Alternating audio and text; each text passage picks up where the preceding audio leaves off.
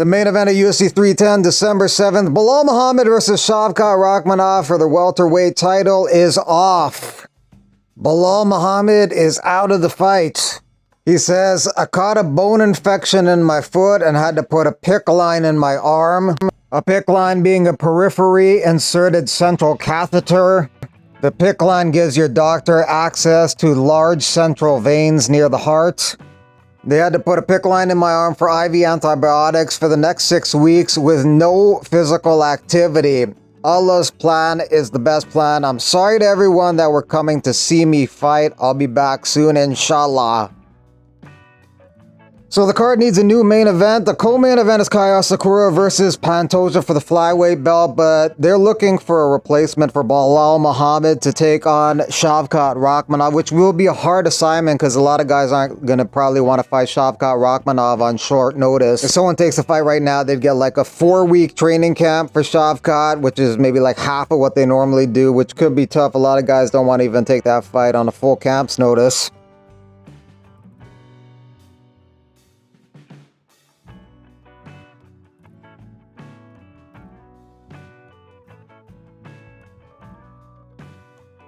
UFC may make a welterweight title fight, a welterweight interim title fight, even though Belal just won the belt not that long ago, just to make the fight more commercially appealing. They may make an interim title fight for the main event of 310.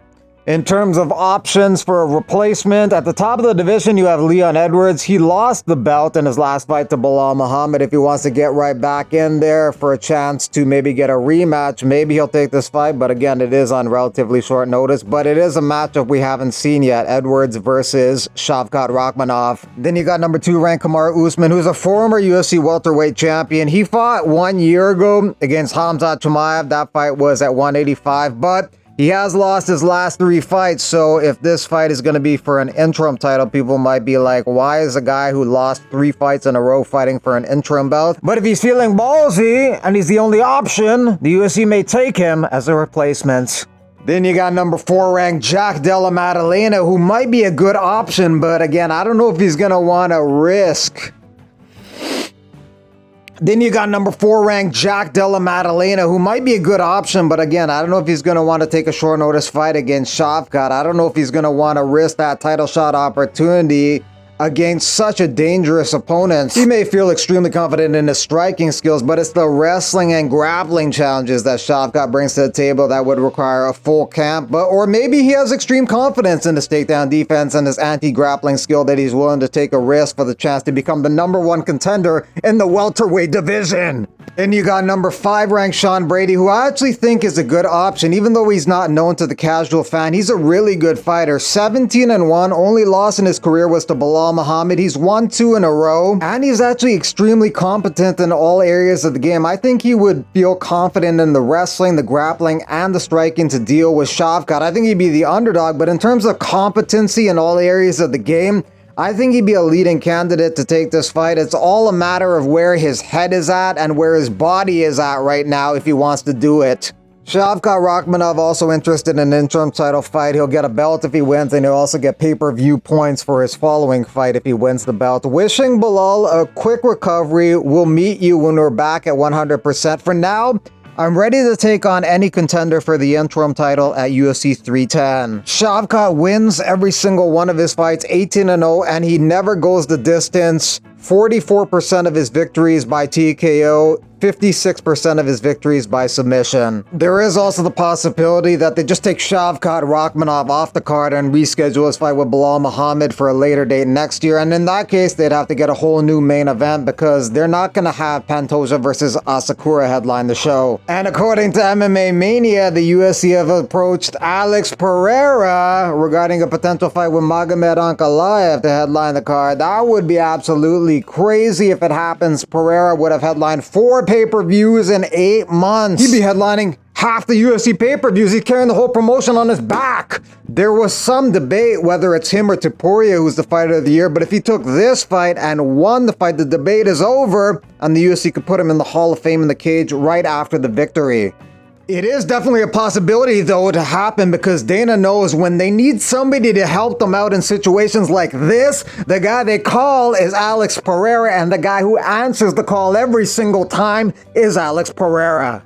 I mean, Alex, when you look at Alex, he's on vacation in Australia. We call him and packs up and heads home and comes into the fight. I mean, he's built different, that guy.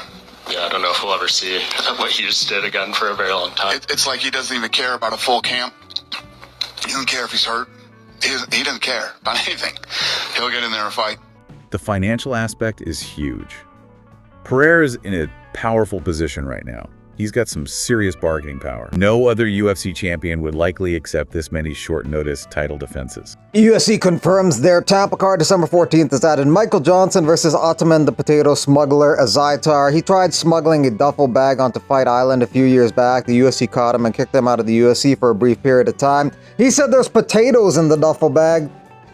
As a result, USADA tested him, he says, 26 times in 2021. The whole thing was quite shady. But good striker, decent fighter, just a little inconsistent. 2-2 in his last 4 fights in the UFC. But Michael Johnson, same thing, 14-15. They're both around a 500 record in the UFC. But Johnson's fought everybody. Gaethje, Khabib, Poirier, Ferguson when he was really good. So there's nothing that Ottoman Azaitar is going to bring to the table that's going to phase him. But Azaitar may be a slight favorite based on his striking still. Michael Chandler's shape a couple weeks out from his rematch with Charles Oliveira. In the first fight, he came close to knocking out Oliveira in the first round, only to get knocked out early in the second round. Control of the fire.